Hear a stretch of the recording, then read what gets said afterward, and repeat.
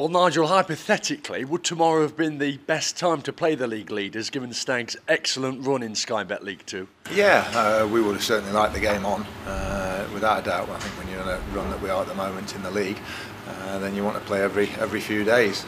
So we're disappointed in lots of ways the game's not on. Understandable with the situation.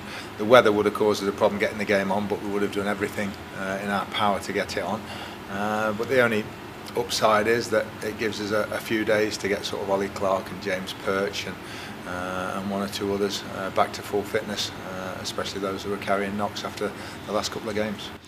I'm sure our viewers can see, looking from the camera outside here at the RH Academy behind you, 3 or 4 inches of snow. How does that affect your training plans? What can you do today here? Just go on the all-weather, that's it. We're still going to have a very good session in light of the game being off, especially for those that didn't play on Wednesday night. Everybody else will still do a good session as well. And then a few days rest, getting ready for the game a week on Saturday. It's not a bad thing just to be able to step back and sort of recharge your batteries physically and mentally, the players. Halfway through the season exactly in terms of league games. Right, this is the position we're in. We've got ourselves into the top half of the league, which is brilliant. We're up on our games anyway. We've played as many as anybody in the league. Let's just have a think about what we're going to do in the next 3 months now. And of course the transfer window's open. It gives us another week to work on targets. It does. And does this free weekend, Nigel, give you personally the opportunity to go out to matches to see potential acquisitions firsthand? Yes. Well, I'm actually going to go to Stockport, Notts County, to see Jimmy Knowles, who's on loan there, because we've not seen him yet. And hopefully he's going to start or be involved for Notts County. So it gives me a chance to see him, because obviously we can have a recall on him if we wish. And all the other staff will be out watching either opposition in the next few weeks or potential targets. The only problem is with the targets is that if they're already playing in somebody's first team this weekend, it's unlikely they'll be let out on loan or permanently. But we'll keep an eye on a few players. You speak about Jimmy Knowles there. How do you think he's done at Meadow Lane? I think I've spoken to Neil Ardley a couple of times, and he's very pleased with him. Not quite had the minutes that we hoped he would, but Notts have had a good run as well, so it's understandable.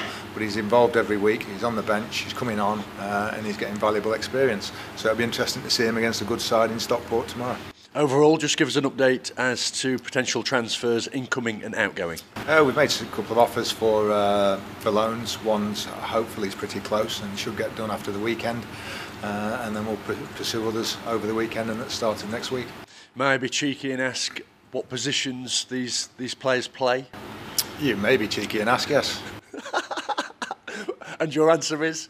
Well, we'll see. I'll let you know when they come in, that's the same. And we're never keen on sort of speculating until the player's actually signed on the dotted line, as they say.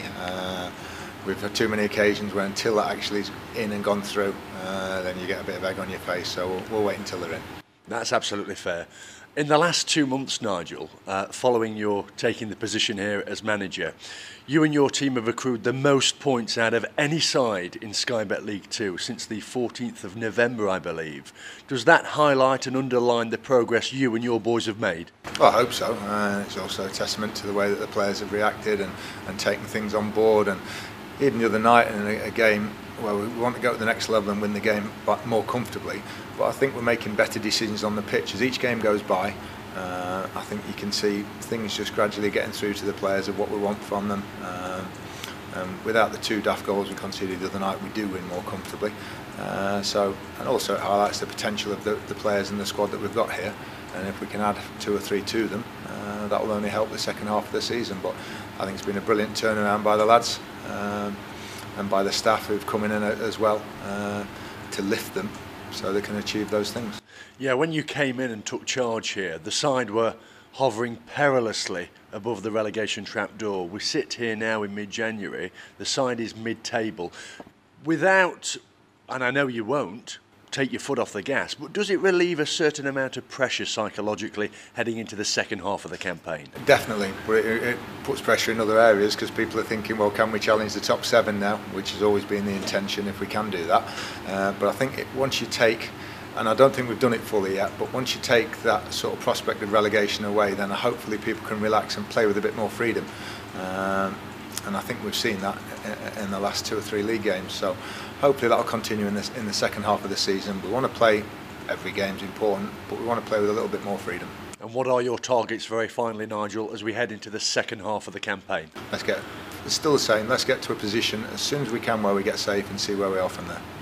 Have a good weekend. Thank you, and you.